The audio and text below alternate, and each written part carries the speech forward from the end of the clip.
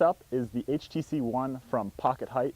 We're going to go through all three phones and we'll go in the order of HTC, the Samsung, and then the iPhone. So here we go, HTC One from Pocket Height in 3, 2, 1.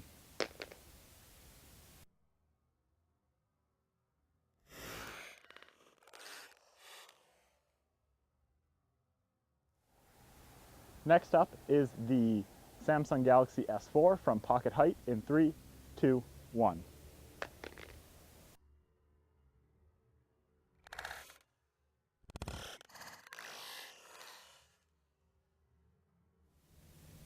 Now finally we have the iPhone from Pocket Height in 3, 2, 1.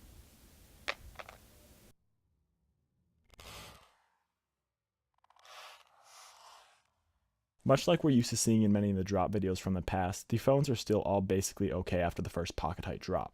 The M8 and the S5 did take a little bit of a beating on their chrome edges or the aluminum edge on the M8, but other than that, there really has not been much else damage to these phones after the short Pocket Height drop.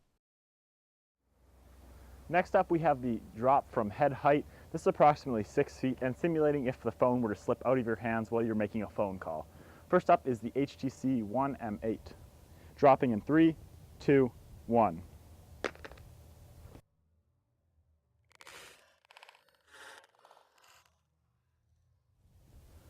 Now for the Samsung Galaxy S5 head height in 3, 2, 1.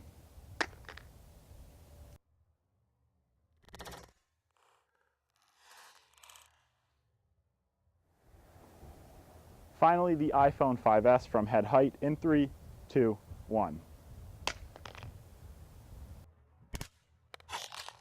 Okay, that was pretty cool. Let's slow it down one more time.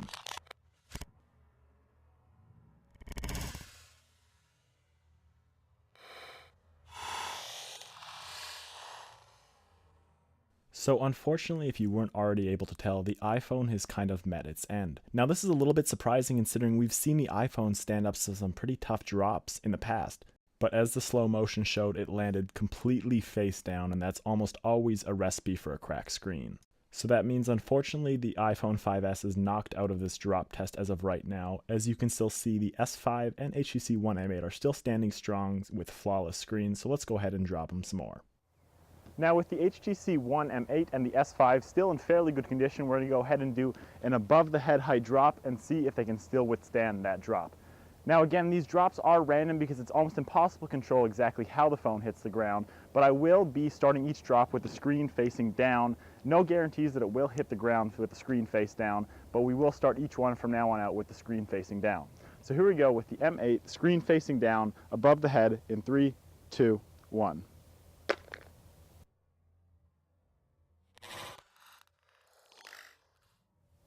Now we're doing the Samsung Galaxy S5, above the head, screen starting facing down in 3, 2, 1.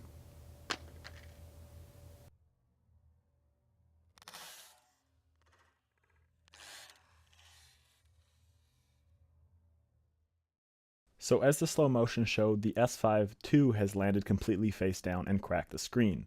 Now I was still able to get the phone to power back on when replacing the battery, as you can see here, and it did make a noise, but the actual digitizer itself was completely shot.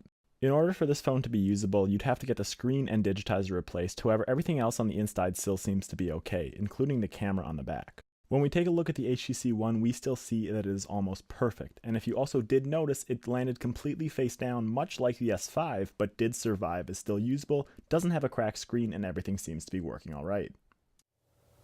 Alright, so up until this point, the only phone that has survived everything we've thrown at it is the HTC One M8.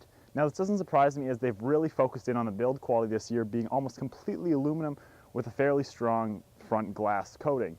So what we're going to do is go ahead and do a 10-foot plus drop here, holding the phone about here, just give or take 10 feet. I'm going to drop it face down and try to make it land on the screen in an attempt to crack it and simulate the worst possible disaster. So here we go with the HTC One M8, 10 feet, face down, dropping the phone in 3, 2, 1.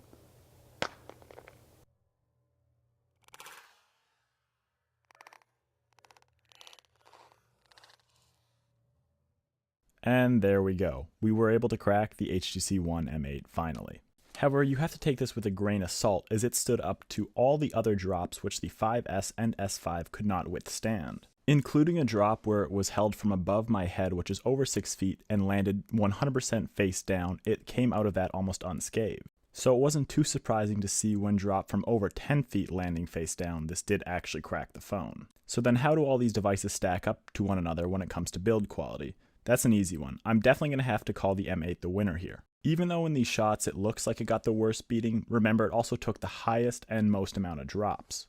That leads me to give the HTC One M8 the merit of being able to be used without a case and can still withstand just about any everyday drop, even when landing face down on the screen. In the past, I would have had to say that Apple, with its current day iPhones, takes the award for best build quality. However, this year with the introduction of the HTC One M8, HTC takes that award now.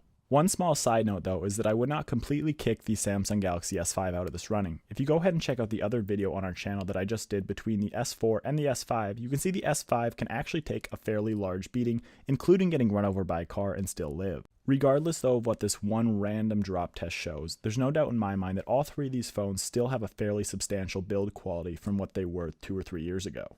When it comes to smartphones in the future, there are two inevitable things. They will get stronger and they will get faster. And that's exactly the case here we have when Samsung, HTC, and Apple all duke it out for who has the best built smartphone.